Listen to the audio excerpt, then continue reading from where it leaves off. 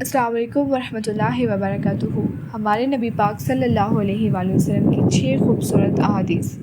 ہمارے نبی پاک صلی اللہ علیہ وآلہ وسلم نے ایسی عورتوں کو جنت کی بشارت دی ہے جن کے نابالغ 3 یا 2 یا 1 بچہ فوت ہو گیا ہو اور اس نے صبر کیا ہو۔ آپ نے ارشاد فرمایا کہ جس شخص نے شب جمعہ سورہ دخان کی تلاوت کی وہ بخشا ہوا صبح کرے گا۔ آپ نے ارشاد فرمایا کہ جس شخص نے نماز فجر کے بعد قل هو اللہ احد پوری سورت 10 مرتبہ پڑھ لی تو اس دن اسے کوئی گناہ نہیں پہنچے گا، اگرچہ شیطان کتنی ہی کوشش کیوں نہ کر لے۔ آپ نے فرمایا کہ جو شخص پہلے سلام کرتا ہے وہ غرور سے پاک ہوتا ہے۔ آپ نے ارشاد فرمایا کہ تم جس چیز کو اللہ کے ڈر کی وجہ سے چھوڑو گے تو اللہ تعالیٰ تجھے اس سے بہتر چیز عطا فرمائے گا۔